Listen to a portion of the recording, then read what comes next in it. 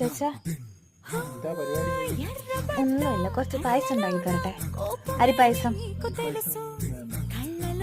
എന്നാ അട വെച്ചിട്ട് പായസം ഉണ്ടാക്കി തരട്ടെ. പാലടയോ? എന്നാ പിന്നെ സേമിയ ഉണ്ടാക്കി തരട്ടെ. ആണോ? ആണോ?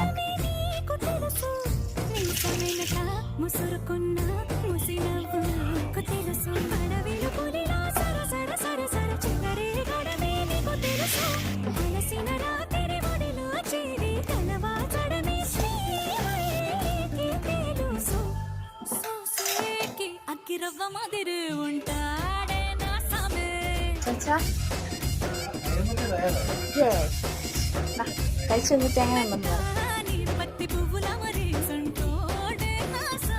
എങ്ങനെയുണ്ട്? സൂപ്പറാണോ?